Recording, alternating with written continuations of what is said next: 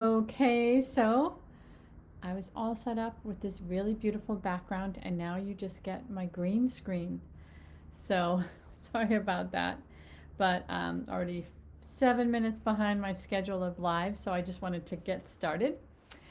Um, so I'm still a work in progress, and so are relationships. And one of the things that I wanted to talk with you about is that I often get people that come into my sessions, especially couples, and they say, we just don't want to work on our relationship that much. We don't want to work so hard. If it's that hard, why are we doing it?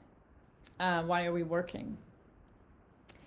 And I get that, and I want you to think about something for a minute. I want you to think about the relationships in your life that are just really easy and they don't require any work. The ones that you just naturally fall into, you know, maybe the old friend that comes back in town and you're just like, oh, we just picked up where we left off. It was so easy. And then the relationships that you have that are constant um, work, that there's always something going on and it's a little distressing. So I want to explain the differences between those two types of relationship.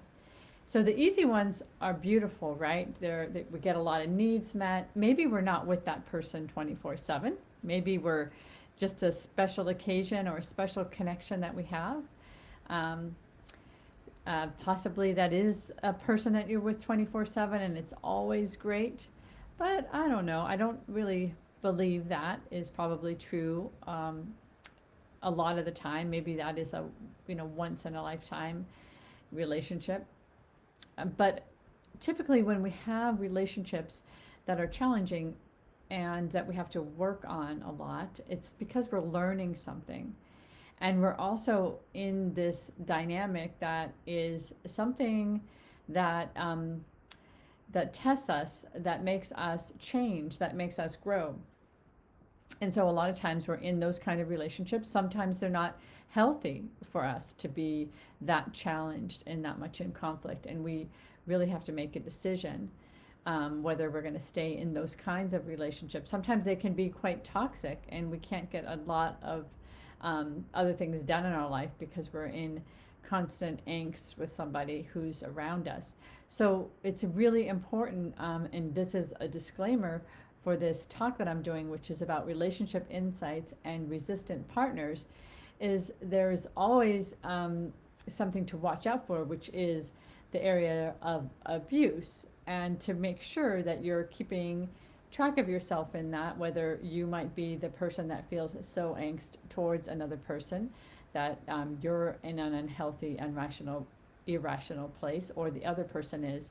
So this is a disclaimer. If you're feeling that you're in that kind of relationship, please do get help and know that some of my advice here to keep working on something might not really apply to you. So I want you to keep that in mind. But in any case, I'm answering a call to a client that reached out to me and asked me to talk about resistance. And now I'm in the part of the Facebook Lives where I'm talking about relationship insights. And this is about how to work on yourself in relationship. This doesn't mean necessarily a partner, an intimate partner. It could be the theme of relationships, or the relationship theme that shows up in your life with friends, family, workmates, neighbors. It is a challenge that you might have in a dynamic. And in the next series, it's about 6 to 8 weeks that I'll be doing lives on relationship insights. I'll be talking about all different kind of relationship dynamics. And this is just a time for you to really work on yourself, to really look at what I'm talking about, and if it speaks to you, if it speaks to a struggle that you're having or something that you need to grow in yourself. So I just wanted to point that out. But with resistance, with a resistant partner, and this could be friend, parent, child, coworker, you really want to look at that this person is resistant to change, that they're really set in their ways. And when I'm going to be looking at my notes here, because there's a lot I want to tell you. And usually, like, if you think about it, there's usually an event that shows up that shows us that we're with somebody or in a dynamic that's resistant. We can't really figure out how to get or do what we want to do with that person. There's a different interpretation about needs and wants, and there's emotions that are shown. Um, and there's a decision that has to be made, and there's an action that's needed, and there's a result. So there's an event, and something is transpiring, and the resistance shows up, and all of those things still have to happen. And if someone's resisting, then the scenario goes one way. If someone's cooperating and two people can work something out, the scenario goes the other way. But typically, there's a lot of angst and emotion and upset that goes alongside a resistant partner. So, the thing I want you to keep in mind if you have a resistant partner or person around you and you're trying to interact with them, that you really think about their capacities and sensitivities, about why they might be resisting something so much. And you might want to think about, like, is your result, the result that you have in your head about the situation, dominating here? And the goal is, if you're working this through with someone, that both people get to create what the result is. It's not one person or another. So there's always this thing about, like, and I know you've all heard it before, you can't change anyone else, you can only change yourself. So what part of your behavior in this situation could you change? What part of your feeling state or internal state that you could understand more of and deal with things in a different way? So there's the part of when you're interacting with someone who's resistant that you still are going to end up having to deal with your feelings of frustration. And that's a really important piece of this, because this might be triggering something in you, like you never get what you want, it's never easy for you, you never get to have whatever that narrative might be about yourself when you're working with someone who's resistant. And my question to you, which is this hard question to ask, is why are you in a dynamic with someone who's so resistant? Why are you pushing so much with their resistance? What does it say about your choice of person?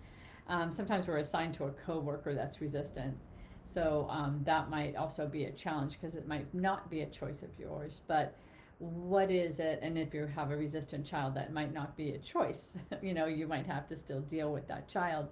But what is it saying about you that you're in this dynamic? And to really understand that, to really learn about that, these relationship insights that we can have really teach us a lot about ourselves.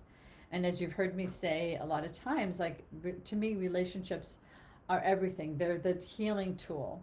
They're the way that you can grow and change, is by working on how you do relationships, how you deepen yourself in relationships, how you interact with folks, and deal with your internal world and someone else's internal world, how you come together with that. So what can you do to adjust yourself? And full on, and I believe that you have to really deal with reality, that you face resistance and you face the contradiction that you're having about what you both want straight on, and you really try to find a solution. And you also work on how you're going to have those conversations about the thing that's challenging the relationship. And it could be a desire to do something and the other person doesn't want to do it, but how are you going to have that conversation? So there's the three key words here. It's timing, tone, and intention. Those are really, really important. And sometimes we're in the moment and the resistance is right there. It's about whether we go to the party or not. It's about whether we have a conversation or not, or save money or not, or buy something or not. So sometimes it's right in the moment, and so there isn't really timing, but to remember to slow it down and to watch what you might do that might be your part of conversation turnoffs. So check your list. Conversation turnoffs can be that the other person is the problem, that you lecture about why your way is the right way, um, that you talk about what you want, but you don't consider what the other person wants, that you're not, or you might want to watch that you're communicating love and care, that no matter what this scenario is about, that it is really that that there is love and care for you in this relationship, and that it's really about finding a compromise of what can you both do to have something work out in this scenario for both of you. So resistant partners, when we work on ourselves, even if we're, you're in a dynamic where you're with someone who's resistant, if you work on yourself, if one person works on themselves in a system, the system has to change. It's forced to change. And so let's say you're in a scenario where you want to do something, the other person doesn't want to do it. You have a decision to make. Are you going to do it, the thing that you want? Are you going to sacrifice and not do it? And maybe that's, one or the other. You get to choose what you're going to try each time. So if you choose not doing it, I want you to really analyze the feelings that come up for you around that. Because a lot of times we get into dynamics where we're really in some kind of codependent dynamic of sacrificing ourselves or placating, or we have hidden resentments building up. And that's really important to continue to address straight on. Why you make the decisions you do, to either go along with the resistant partner or to sort of self-sacrifice, and how long can you keep doing that, and what's your work to do in that. And it could be just like I want, like learning how to speak more directly. It could also mean that in relationships sometimes we get into meshed partnerships where we lose our independence and we don't do what we want, and we only do what the other person wants to do, or will do with us. And so we lose our independence. And that's another important element to think about, is are you needing to deal with all of those feelings of doing things on your own, or your own self-esteem and confidence, or like going to a party by yourself or going to a restaurant by yourself? What kinds of feelings would come up for you if you chose to continue sticking with your plan of what you wanted to do that day that was going to bring you joy? So to really think about, are you in this resistant dynamic, and is it stopping your own growth? And is the conflict sort of a way that you hide out in your own, instead of doing your own growth? Is that a place where you hide out? So that might be another point to look at. And if you do it, if you do the thing that you're wanting to do that the resistant partner doesn't want to do, how will you experience this, right? Will it not be fun? Will it be something that you're actually already thinking about you'll be punished for, maybe? And remember the abusive element. I'm talking about punishment in terms of sort of passive aggressive, like the person says, yes, go do it, but in the end, when you see them at the end of the day, they're going to be sulking and lonely, meaning that they have their work to do on letting you go and do your thing and dealing with their feelings about that. And also, how will you rejoin the person at the end of the day? And that might be another conversation.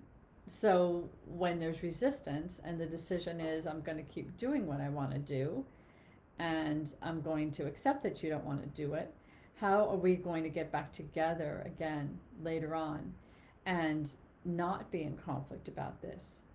So it's really important to have agreements about stopping conversations once a decision's been made, and then revisiting them the next time, like what's our new strategy? So these are relationship insights meant to help you grow. The main thing I want to make sure that we end with is I want to give you a technique. And a lot of times the techniques can be, I'm giving you sort of the superficial version of the technique. But I want you, if you're the person with the resistant partner and you're continuing to come up against this, I still feel like one of the main things to work on is your frustration and what's true for you. So there's a technique called tapping. And after this live, I will have a short video that will have this technique on, and I will show you how to use it. There's two ways to use the tapping. There's tapping sort of positive things that you want, that you're trying to get, and there's also just tapping feelings to see where the feelings go and what they represent. So I really want you to have a few techniques to deal with your feelings around hard conversations and hard scenarios that come up in your relationships. So today we're talking about resistant partner, but this is all about relationship insights.